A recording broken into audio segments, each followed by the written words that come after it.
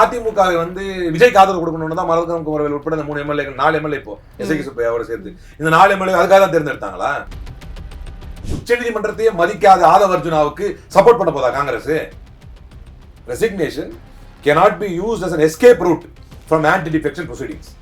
கட்சித்தாவல் தடுப்பு சட்டத்தில் இருந்து தப்பிப்பதற்கு ராஜினாமாவை நீதிமன்றத்தில் மதிக்க தயாரில்லை. நீங்க மக்கள் தீர்வை மதிக்க தயாரில்லை. மாநிலத்தில் சுயாட்சி மத்தியில் கூட்டாட்சி என்பது இன்னைக்கு நேற்று வரல கொள்கை. சொன்ன மாதிரி தான். நாளைக்கு திருமாவளவனே முதலமைச்சராகி ஒரு கவர்மெண்ட் அமைச்சு அதுல வந்து அங்க அசம்பிளி வந்தாலும் திராவிட முன்னேற்ற கழகம் அதில் போய் பங்கு கேட்காது. ஏன்னா அது கொள்கை. ஆதரவு தரணுமா இல்லையாங்கிறதான் முடிவெடுக்குமே தவிர பங்கு கேட்காது. விளையாடிக்குவீங்களா? நான் அதை ஆதரிக்கிறேன், நீ கண்டிக்கிற மாதிரி கண்டி, அப்பதான் யாரும் கேள்வி கேட்க மாட்டாங்களா? நிலைப்பாடு என்ன? ரிசைன் பண்றது சரியா, டிஸ்குவாலிஃபை பண்றது சரியா? அவர்களை டிஸ்குவாலிஃபை செய்தது சரி என்று சொன்னது காங்கிரஸ். இங்க என்ன பண்ண போறீங்க? இது தப்பான நிலைப்பாடு உண்டாக்கும். யார் சொல்லணும்? முதல்ல அவங்க இப்பதான் ஆட்சிக்கு வந்திருக்காங்க, ஆதவ அர்ஜுனாக்கு அனுபவம் கிடையாது, விஜய்க்கு அனுபவம் கிடையாது, இவங்கெல்லாம் இப்பதான் ஆட்சிக்கு வந்திருக்காங்க அப்படின்னு ஒரு வாதத்துக்கு எடுத்துக்கிட்டா கூடவே இன்னைக்கு சுத்திரடா செவ்வாழ காங்கிரஸ் நீ தானே சொல்லணும். 2019 இவங்களை டிஸ்குவாலிஃபை பண்ண உடனே அப்ப வழக்கு உச்சநீதிமன்றத்துக்கு போச்சு. தீர்ப்புல உச்சகட்டம் தெரியுமா? இவங்களுடைய ஸ்பீக்கர் காங்கிரஸ் சார்பா என்ன முடிவு எடுத்தாங்க அப்படின்னா, இந்த டேர்ம் முடிகிற வரைக்கும் அவங்க மீண்டும் எம்எல்ஏ ஆகக்கூடாதுன்னு திருப்பி வந்து. இப்ப காங்கிரஸ் நிலைப்பாடு என்ன? விஜய் செய்யக்கூடிய படுகொலைக்கு வரலாற்று பூர்வமாக சப்போர்ட் பண்ண போறாங்களா? அதை ஏத்துக்க போறாங்களா? இல்ல வெளியே போறாங்களா? இல்ல ஏத்துக்க போறது இல்லையா? இல்ல இங்க வந்து நல்லது பண்ணணும் அப்படின்ற எண்ணத்துல தான் வந்தேன்னு இவங்க சொல்றாங்க. பிஜேபி கூட நல்லது பண்ண வருது பண்ற ஜனநாயக படுகொலை ஏத்துக்குவீங்களா? நல்லது பண்ணா அவங்களும் சொல்லுவாங்க, நாங்க வந்து நல்லது பண்ணுவோம், எப்படியாவது கவர்மெண்ட்டை காப்பாற்றி நல்லது பண்ணுவோம். அந்த 17 அப்படியே அந்த 17 எம்எல்ஏ கூட நல்லது பண்ணலாம் தான் வந்தாங்க. அவங்களே தடுத்தீங்க போய். எப்படிப்பட்ட ஒரு சந்தர்ப்பவாதத்தின் மொத்த உருவம் இதுக்கு? மாணிக்கம் தாக்கூரும் மற்றவங்க எல்லாரும் பதில் சொல்லுவாங்களா? ராகுல் காந்தி பதில் சொல்லுவாரா இதுக்கு? ராகுல் காந்தி துணை வந்தீங்கல்ல பதவி ஏற்பிடாக்கு, விஜய் இவ்வளவு பெரிய அநியாயத்தை பண்ணிட்டு இருக்காரு, ராகுல் காந்தி நிலைப்பாடு என்ன இதுல? 20 years of ஃபீல்ட்ல இருக்காங்க. Experience faculty, free uniform, notebooks, hostel, படிக்கும்போது பார்ட் டைம் ஜாப் வேற. அன்னமால்னாலே மன திருப்தி தான். அட்மிஷன்ஸ் நடைபெறுகிறது. குமுதம் ரிப்போர்ட்டர் நேயர்களுக்கு வணக்கம். இன்று நாம் சந்திக்கவிருக்கும் சிறப்பு விருந்தினர் திமுகவிலிருந்து திருமிகு அலிம் அல் புகாரி அவர்கள். வணக்கம் சார். வணக்கம். நலமா இருக்கீங்களா? சிறப்பா. சார், அதிமுகவில் சட்டப்பேரவை தேர்தலை எதிர்கொண்டு அங்கே ஜெயிச்ச எம்எல்ஏக்கள் ஒவ்வொருத்தரும் இன்னைக்கு ராஜினாமா பண்ணிட்டு தாவேக்கால போய் இணையறதை பார்க்க முடியுது. நேற்று ஒரு 3 பேர் போய் இணைஞ்சிருந்தாங்க. அப்போவே ராஜினாமா பண்ணியிருந்தாங்க, அப்போவே போய் இணைஞ்சிருந்தாங்க.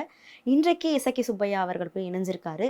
இன்னும் எத்தனை பேர் வர இருக்காங்கன்னு தெரியலன்னு ஒரு பக்கம் வந்து சந்தேகத்தின் பார்வையால் பார்க்குறதையும் பார்க்க முடியுது. நீங்கள் எப்படி பார்க்குறீங்க இந்த விஷயம்? எதனால் இது நடக்குதுன்னு பார்க்குறீங்க? இதை நான் ஏற்கனவே நம்ம கடந்த ஒரு நேர்காணல் பண்ணும்போது சொன்னேன், Vijay will go to any extent to murder this democracy அப்படின்னு, to stay in power because he is power hungry. அதிகார பசியில் ஆட்சியில் இருப்பதற்கு விஜய் எந்த எல்லைக்கும் செல்வார் அப்படின்னு சொன்னார். அதனுடைய இன்னொரு முகம்தான் இது. அந்த 3 எம்எல்ஏக்கள்கிட்ட கேட்குறாங்க நேற்று, என்ன காரணம் சொல்ல போகிறீங்க? பனையூரில் சொல்கிறோம், நான் கூட ஆர்வமாயிட்டேன், பனையூரில் எதுவும் பெருசாக சொல்லுவாங்க போல இருக்குன்னு. போனால் ஆளுங்கட்சியில் இருந்தால் தான் எதுவும் செய்ய முடியும் அப்படின்னு கன்ஃபெஷன் ஸ்டேட்மெண்ட் கொடுத்துக்கிட்டு இருக்கிறாங்க. இது வந்து சட்டப்படி தப்பு அப்படி சொல்கிறது. ஆளுங்கட்சியில் இருந்தால் செய்ய முடியுங்கிறதுனால நாங்கள் வந்து எங்களுடைய பதவிகளை ராஜினாமா பண்ணோன்னு அந்த அம்மா மரகதம் குமரவேல் அவங்க சொல்கிறாங்க. இந்த மாதிரி வேறு ஏதாவது ரீசன் சொல்ல. ஃபஸ்ட்டு வந்து இந்த நான் ஏற்கனவே அடிக்கடி பேசுவோமே அந்த கற்பனை கதைகள், அதிமுக கூட்டணி வைக்க பார்த்துச்சு இன்னும் காமெடி பண்ணிட்டு, அந்த காமெடியை கொஞ்சம் நேரம் சொல்லிவிட்டு அது ஏற்புடையதில்லைன்னு வைங்களேன். அது வந்து ஆதாரப்பூர்வமானதல்ல. அதனால அப்போ ஆதாரப்பூர்வமாக உங்களுடைய ரெசிக்னேஷன் என்ன ரீசன் அப்படின்னும் போது நானும் சரி இவரும் சரின்னு அவரையும் சேர்த்துக்கிறாங்க. பக்கத்தில் இருக்கிறார் ஒருத்தர், அவரையும் சேர்த்துக்கிட்டு சொல்கிறாங்க, எங்கள் தொகுதியில் வந்து எதுவுமே செய்ய முடியல எங்களால், நாங்கள் லாஸ்ட் டைம் இருக்கும்போது. இது வந்து அது அந்த ஸ்ட்ராட்டஜி எதுக்குன்னு சொன்னால், மீண்டும் ஒரு முறை அந்த தொகுதியில் நிற்கிறப்ப ஜெயிக்கணும் அப்படிங்கிறதுக்காக அந்த தொகுதி மக்கள்கிட்ட நியாயப்படுத்துகிறாங்க அந்த செய்தியை. ஆனால் ஒரு ஜனநாயக பார்வையில் இதெல்லாம் சரியான்னு ஆதவ அர்ஜுனாட்ட கேட்குறாங்க. அப்போ சொல்கிறாரு, நீங்கள் அந்த கேள்வி கேட்பீங்கன்னு நினைக்கிறேன், ஓபிஎஸ் இந்த வைத்தியலிங்கம்லாம் மாறினாங்கல்ல, அப்போ குதிரை பேரம் இல்லையான்னு.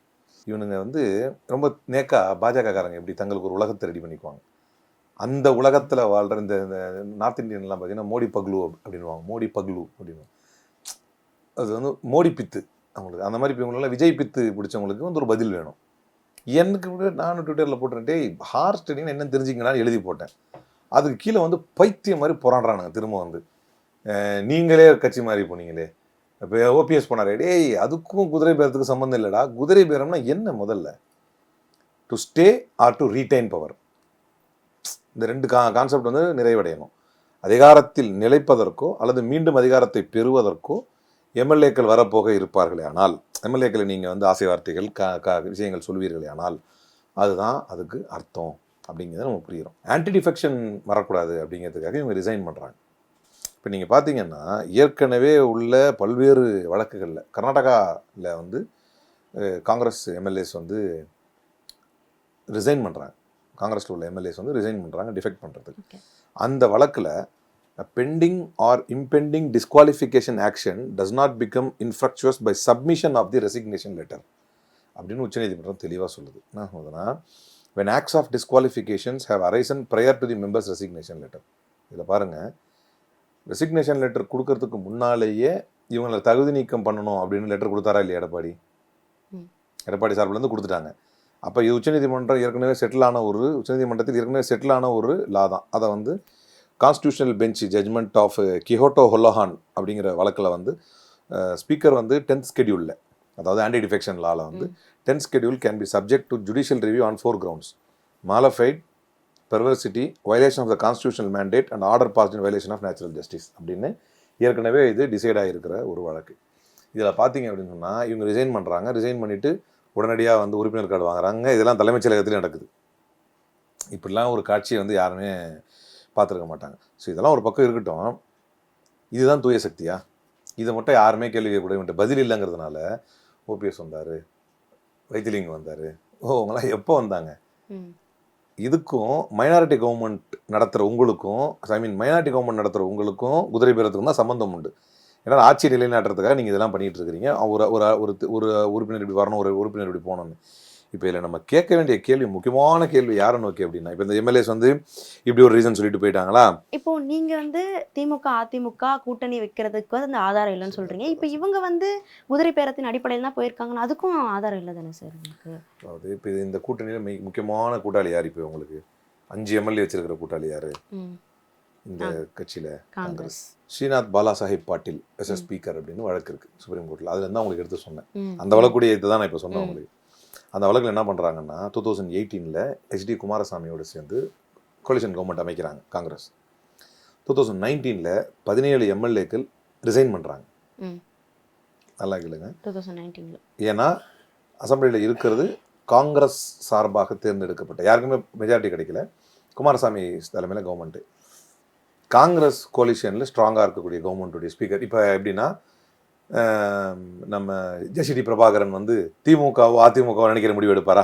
ஏன்னா காங்கிரஸும் விஜயும் என்ன நினைக்கிறாங்களோ அதான் எடுப்பார். அந்த மாதிரி ஆயிடுது கதை.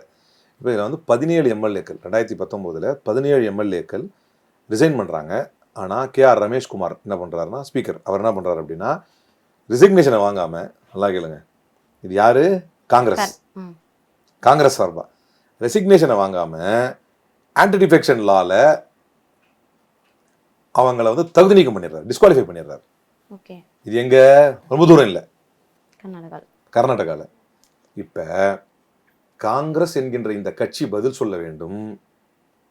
கர்நாடகாவில் ஒரு நிலைப்பாடு, தமிழ்நாட்டில் ஒரு நிலைப்பாடு. வெக்கமா இல்லை? அதை எதிர்த்து அவர்கள் உச்சநீதிமன்றம் போன போது நீங்கள் கபில் சிபில் போன்றவர்களெல்லாம் அழைச்சிக்கிட்டு உச்சநீதிமன்றம் போகலை, அவங்களை டிஸ்குவாலிஃபை பண்ணதான் சரின்னு பேசலை.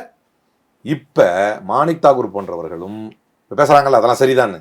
இப்போ நான் இந்த வழக்கு காரணம் காட்டி சொல்கிறேன். இல்லை, ஜோதிமணி வந்து தப்பு வேண்டாம், தவறு தான் அப்படின்னு சொல்கிறாங்களே. இவங்க விளையாடிக்குவீங்களா? நீங்கள் உங்களுக்குள்ளே விளையாடிக்குவீங்களா? கட்சியுடைய நிலைப்பாடு என்ன? தப்புன்னா வெளிவாங்க, விளையாடிக்குவீங்களா? நான் அதை ஆதரிக்கிறேன், நீ கண்டிக்கிற மாதிரி கண்டி, அப்போ தான் யாரும் கேள்வி கேட்க மாட்டாங்களா? நிலைப்பாடு என்ன? ரிசைன் பண்ணுறது சரியா, டிஸ்குவாலிஃபை பண்ணுறது சரியா?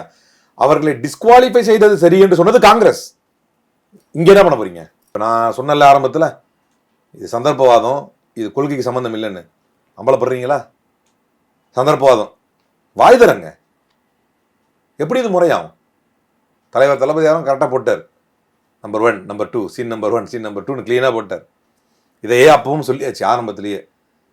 இவர்களுக்கு காங்கிரஸ் மேலும் கரிசனம் கிடையாது. இப்போ நான் இன்னொன்று கேட்குறேன், இவ்வளவு எம்எல்ஏக்கள் உங்கள்கிட்ட இருக்கிற மதிப்பா, பெரும்பான்மை வேணும், ஜனாதிபதி ஆட்சி வந்துடும் அப்படின்னு சொன்னீங்க லாஜிக்கா. அதனால என்ன பண்ணீங்க? திமுக கூட்டணியிலேருந்து வாங்க எடுத்துக்கிறோம் அப்படின்னு திமுக தலைவரே அவங்களை அனுப்பி வச்சார், வெளியே அனுப்பி, போங்கப்பா ஜனாதிபதி ஆட்சி வந்துடும் அப்படின்னு. இப்போ ஜனாதிபதி ஆட்சி நடந்துகிட்டு இருக்கு, ஆட்சியை காப்பாற்றியாச்சு இல்லை. ரொம்ப கிட்ட 118 இருக்கிறீங்க, இப்ப 120 வரைக்கும் இருக்கீங்கல்ல. வந்தவங்களை ஓடி வரக்கூடாதுன்னு திரும்ப உங்களுக்கு அமைச்சர்லாம் கொடுத்து உட்கார வச்சிட்டீங்கல்ல. இப்போ திரும்ப எதுக்கு இந்த எம்எல்ஏஸ் உங்களுக்கு வந்தா என்ன சொல்லணும்? நீங்க அவன் சாலையை போட்டு சேர்ந்தா என்ன சொல்லணும்? இல்ல பெரும்பான்மை இருக்காங்க. நீங்க தெளிவா தெரியுதுல்ல, வெளியே 1000 கதை கொடுத்துக்கலாம், தெளிவா தெரிஞ்சு மட்டும் சேர வரான் இல்லைங்க. இது தப்பான நிலைப்பாடு உண்டாக்கும். யார் சொல்லணும்? முதல்ல அவங்க இப்பதான் ஆட்சிக்கு வந்திருக்காங்க, ஆதவஞ்சனாக்கு அனுபவம் கிடையாது, விஜய்க்கு அனுபவம் கிடையாது, இவங்கெல்லாம் இப்பதான் ஆட்சிக்கு வந்திருக்காங்க அப்படின்னு ஒரு வாதத்துக்கு எடுத்துக்கிட்டா, கூடவே இன்னைக்கு சுத்துறடா செவ்வாழ காங்கிரஸ் நீ தானே சொல்லணும்.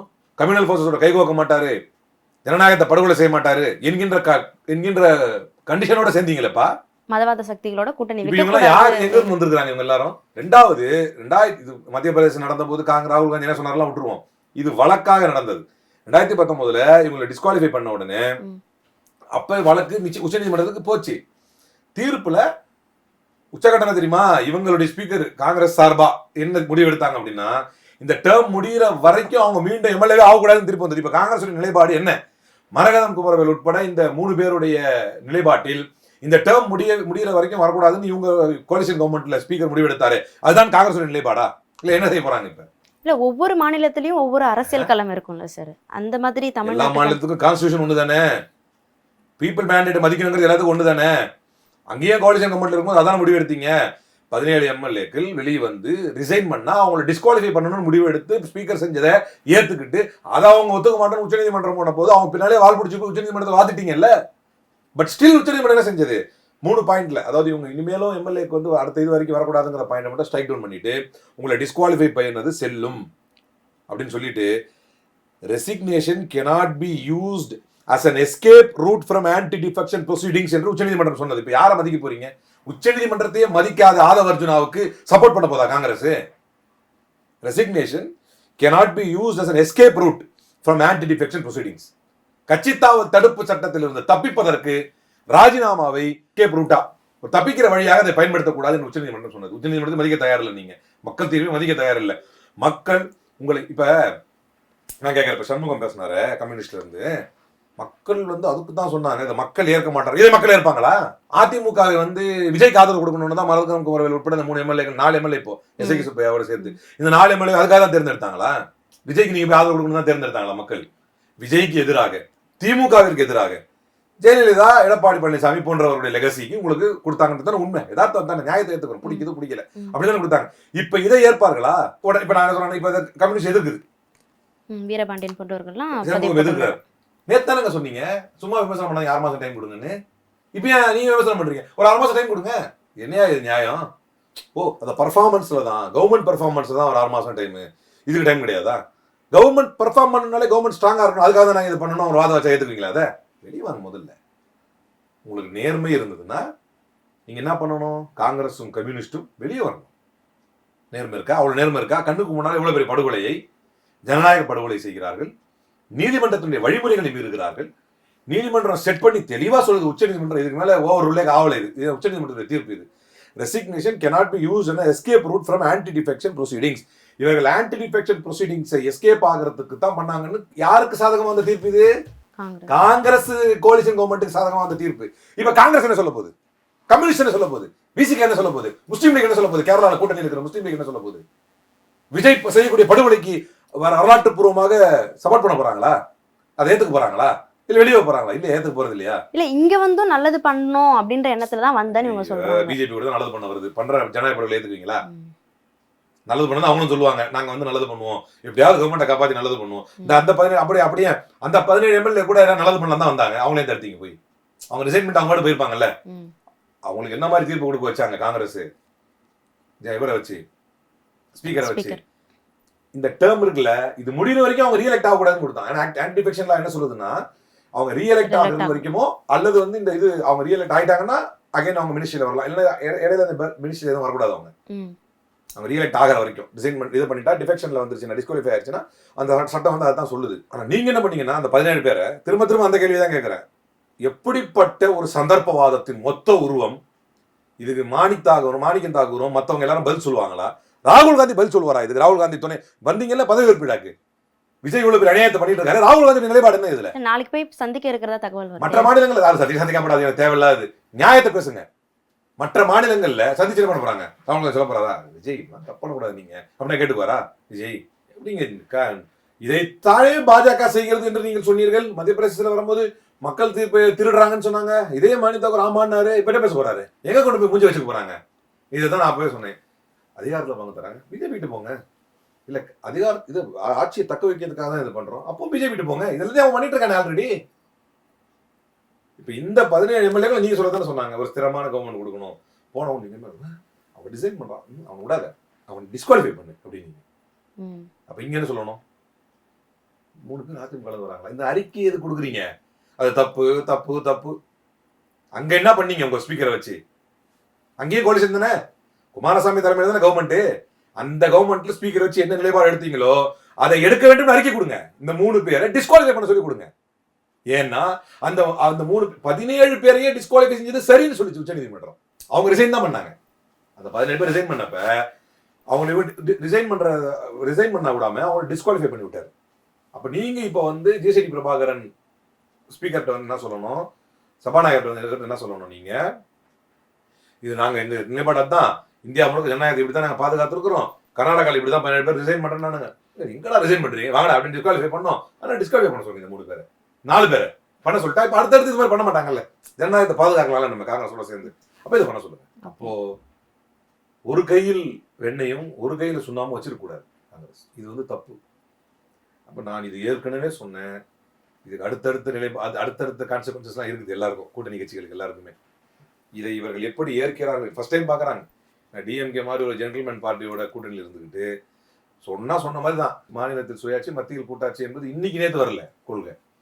சொன்ன மாதிரி தான். நாளைக்கு திருமாவளவனே முதலமைச்சராகி ஒரு கவர்மெண்ட் அமைச்சு அதுல வந்து அங்க அசம்பிளி வந்தாலும் திராவிட முன்னேற்ற கழகம் அதில் போய் பங்கு கேட்காது. ஏன்னா அது கொள்கை. ஆதரவு தரணுமா இல்லையாங்கிறதா முடிவெடுக்குமே தவிர பங்கு கேட்காது. இந்த கொள்கை நெறிப்படி இவ்வளவு நாள் இருந்தாங்க. பட் ஆனா சமூக நீதிப்படி அமைச்சரவையிலயும் இடம் கொடுத்து அவங்களுக்கு இன்னும் அதிகாரம் இருக்கு அப்படின்ற பட்சத்துல நம்ம அந்த விஷயமும் பண்ணலாம்ல. அதுவும் ஒரு சமூக நீதி தானே. பிஜேபி போயிடுங்க, எஸ்டிக்கு வந்து ஜனாதிபதி கொடுத்துருக்காங்க. இல்ல நம்ம சமூக நீதி பேசுறோம். உங்க கட்சி கொடுக்கணும், அப்போ உங்க கட்சிக்கு அமைச்சர் கொடுக்கணும். இஸ்லாமியரை ஜனாதிபதி ஆக்கியது பாஜக, முஸ்லீம்களை பாஜக சேர்ந்துடலாமா? ஒரு பட்டியலினத்தவரை வந்து ஜனாதிபதி ஆக்கியது பாஜக, சேர்ந்துடலாமா?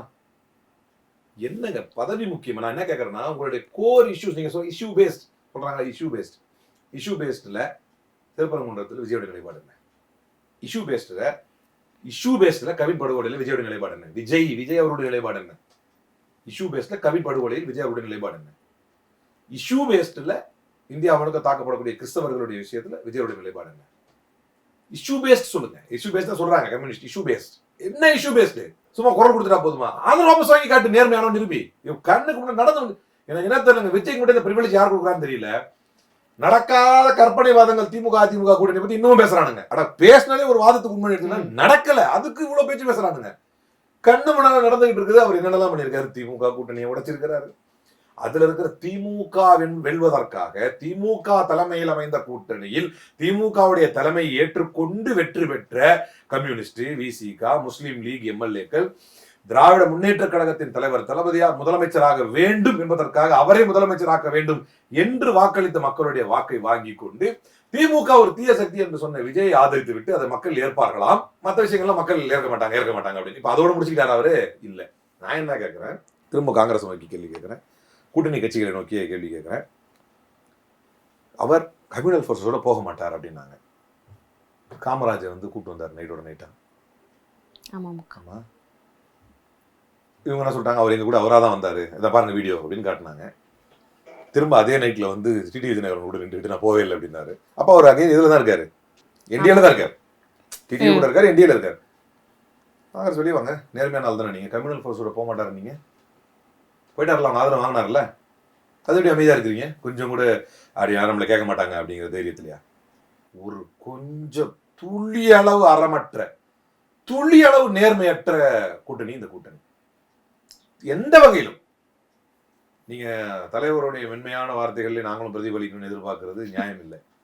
இப்போ நாங்க வந்து வரம்பு மீறி எதுவும் பேசல, நெறி தவறியும் எதுவும் பேசல. ஏன்னா நேற்று தான் நான் ஒரு பாலச்சந்தர் சார் பேசிட்டு இருந்தார் ஒரு இன்டர்வியூல, ரொம்ப அழகா பேசினாமா, ரொம்ப அழகா சூப்பரா சொல்லிட்டு இருந்தார். நாங்கள் உங்களை குறை சொல்லவில்லை, மாறாக உங்களுடைய திட்டங்களை நீங்க செய்யற இந்த செயல்பாடு, நாங்கள் செயல்படுத்திய திட்டங்களை நீங்கள் குறை காண்பீர்களே, ஆனால் உங்களை குறை காண்பது எங்களுடைய கடமை என்று சொன்னார். அழகா சொன்னார் என்று சொன்னார். ஆனால் அதே போக்கைத்தான் அவருடைய இளைஞரனையும் கடைபிடிக்க வேண்டும், அதே போக்கைத்தான் மற்ற அனுதாபிகளும் கடைபிடிக்க வேண்டும், தொண்டர்களும் கடைபிடிக்க வேண்டும் என்று எதிர்பார்ப்பது நியாயம் இல்லை. அதான் நானும் சொல்றேன். தலைவர் ஜென்ரலா சொல்லிட்டாரு. அப்போ இன்னைக்கு இறங்கி அடிச்சிட்டாரு. சீன் 1, சீன் 2, சீன் 3 அடிச்சிட்டாரு. தெளிவா இருக்குது. எப்போது இந்த ஜனநாயக படுகொலையை ஜனநாயகத்தை பாதுகாக்கிறோம் என்று வேஷம் போட்டிருக்கூடிய நீங்களா கேள்வி கேட்க போறீங்கன்னு கேட்கறேன். இல்ல நீங்க காங்கிரஸ்ல இருந்து வெளியே வந்துட்டு இப்ப திமுகல இணைஞ்சிருக்கீங்க. ஆனா கூட்டணி கட்சிகளை விமர்சிக்கிறீங்க. அதை காட்டிலும் காங்கிரஸை அதிகமா விமர்சிக்கிறத பார்க்க முடியுது. காட்டாம விமர்சிக்கிறீங்க. ஆனா உங்களை தவிர்த்து நான் பார்த்தவர்கள்ல விசிகாவை போட்டு நிறைய அடிக்கிறாங்க. இப்ப விசிகா பண்ணது என்ன நிலைப்பாடு? அவர்களை அதிகமா அடிக்கணுமா இல்ல என்ன? இல்லைங்க, விசிகா அப்படிலாம் அடிக்கிறது உடைக்கிறது என்ன இருக்குது? எனக்கு ஒரு பாலிசியே இருக்குது. நான் அப்படிலாம் ஒருத்தர் வந்துட்டு அவங்களை பத்தி பேசிக்கலாம் இருக்க மாட்டேன். சூழ்நிலை சந்தர்ப்பங்கள் இருக்குது. அதை பத்தி விவாதங்கள் எழுது நம்ம பேசுறோம். இல்லைன்னா நம்ம பேச போறது இல்லை. ஒண்ணு, விசிகாவை அதிகமாக யாரும் விமர்சிக்காமல் இருந்ததுக்கு காரணம் அவரை கையாண்ட விதம். எதுவாக இருந்தாலும் கூட்டணியை கேட்டுதான் நம்ம செய்யணும் அப்படின்னு ஒரு கம்யூனிஸ்ட் தொடர்களோட சேர்ந்து இப்போ சொல்றது என்ன அப்படின்னா, மு.க. ஸ்டாலின் அவர்களை சந்திச்சு ஒரு உரையாடல் நிகழ்த்தி ஆலோசனை நிகழ்த்திட்டு தான் அவங்க பொறுமையா இருந்து போயிருக்காங்க. காங்கிரஸ் மாதிரி உடனே போகல. அதனால அப்படின்னு அதிகமான அடிக்கிறது உடைக்கிறது அதை பத்தி தெரியல. நீங்க கேட்டு விமர்சனம், அந்த அதிகப்படியான விமர்சனம் இல்லாமல் இருப்பதற்கு காரணம் திருமாவளவனுக்கே உண்டான ஒரு பக்குவத்தோடு அவர் நடந்தார். பொறுமையாக நிதானமாக அதை செய்தார். ஆனா அதுக்கப்புறம் ஒரு நாள்ல 3 இன்டர்வியூல மாத்தி மாத்தி மாத்தி பேசி அதை மாத்தி பேசும்போது முடிவு பண்ணிட்டேன், ஏதோ ஒரு நிலை தடுமாற்றம் அவருக்கு இருக்கிறது, கொள்கை தடுமாற்றம் ஏற்பட்டு விட்டது அப்படின்னு முடிவாச்சு. அதுக்கப்புறம் போயிட்டு அமைச்சரவையிடம் அவர் யாரை கொடுத்தாரு அப்படின்னா, கூத்தாடி கூத்தாடி கூத்தாடின்னு மூச்சுக்கு 300 வாட்டி விஜய் விமர்சனம் பண்ணி RSS கல்ல குழந்தைன்னு அவர் சொன்னார்னா அதுக்கு மேல ஏறி அடிச்சவர் இவர். அது எப்படி ஒரு நைட்ல இப்ப நிலைப்பாடு மாறுறது தப்பில்லை. இப்ப நீங்க போட்டி போனீங்க அப்படின்னா சட்டத்துல சொல்லுவாங்க சேஞ்ச் ஆஃப் சர்க்கம்ஸ்டான்சஸ். ஒரு முறை ஒரு பெயில் டிஸ்மிஸ் ஆகுதுன்னா அகைன் நீங்க போறீங்கன்னா இப்ப என்ன சேஞ்ச் ஆஃப் சர்க்கம்ஸ்டான்சஸ் வந்துச்சு நீ இப்ப வந்திருக்கிற அப்படின்னு கேட்பான். என்ன நிலைப்பாடுகள் மாறி இருக்குது? இல்ல அன்னைக்கு நாங்க அடிச்ச விஜய் இப்படி இருந்தாரு, பின்னால சமூக நீதி விஷயத்திலையும் சிறுபான்மை விஷயத்திலையும் வெல்ஃபேர் ஸ்கீம்ஸ் விஷயத்திலையும் அட்மினிஸ்ட்ரேஷன்லயும் இந்த மாதிரி டெவலப் ஆயிருக்காரு, அதனால நம்ம ஆதரிக்கணும். இதுக்கு ஒரு ஒரு ஒரு டீசன்ட் கேப் தேவைப்படும். அந்த ஒரு டீசன்ட் கேப்பே இல்லாம 2 மாசத்துக்கு முன்னாடி தானே அந்த அடி, 15 நாளுக்கு முன்னாடி சரியான அடி. கள்ளக்குளம் பதவிக்காக பள்ளி போனல திருமாவளவன் எல்லாத்தையும் இல்ல அந்த ஆதரவு கொடுக்கும் போதே வெளியில இருந்து ஆதரவுன்ற அந்த ஒரு பேச்சு வரும்போதே அப்பயும் அதை தான் சொல்றாரு RSS. இது எப்படி ஆயிடுச்சுன்னா இப்ப நான் உங்களுக்கு வேணா பாயிண்ட் வரேன். இது காங்கிரஸ் இவ்வளவு பரவாயில்லன்ட்டாங்க. இப்போ திருமாவளவன் செஞ்ச வேலைக்கு காங்கிரஸ் இவ்வளவு பரவாயில்லன்ட்டாங்க. இப்போ அவனாவது இந்த வீட்டுல தான் நுழைய பண்ணு படாலும் போயிட்டான். நீங்க இல்ல கதவு தட்ட தான் வந்தேன், இல்ல ஜன்னல் பார்க்க தான் வந்தேன், இல்ல உள்ள நுழைய தான் வந்தேன் அப்படின்னு பொறுமையா போக வந்தேன்னு மொத்தமா போயிட்டீங்க. இல்ல அவங்க இந்த நிலைப்பாடு எடுப்பதற்கான காரணம் என்ன? எதனால பதவி சுகம்? ஓகே, என்ன இருக்கு? நீங்க அதை சமூக நீதி அடிப்படையில் கொடுக்கறது அப்படி அப்படிங்கிறீங்க அப்படின்னா வேற I have other reservations as well.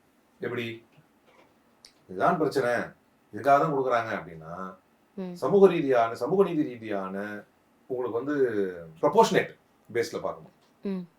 Proportionate பேஸ்ல பாத்தீங்கன்னா ஏற்கனவே நம்ம இதை பேசியிருக்கோம்னு நினைக்கிறேன். 7 முஸ்லீம் அமைச்சர் 7 முஸ்லீம் எம்எல்ஏக்கள் தேர்ந்தெடுக்கப்படுகிறாங்க தாவேக்கால. ஒரு முஸ்லீமுக்கு தான் கட்சிக்குள்ள இருந்து ஒரு அமைச்சர் தராங்க. ஆனா அதுவே 2 பார்ப்பனர்கள் தேர்வாகிறார்கள், 2 பார்ப்பனர்களும் அமைச்சராக மாறுகிறார்கள். எப்படி இது? இவ்வளவு காலம் பாவம் பதவி அதிகாரத்துக்கே வராத கஷ்டப்பட்டு ஒண்ணுமே இல்லாத சமூக நீதி இப்போ ரிசர்வேஷன் எதுக்காக இருக்குது? அந்த பேலன்ஸை கரெக்ட் பண்றதுக்கு தான். இதுல பேலன்ஸே இல்லையே.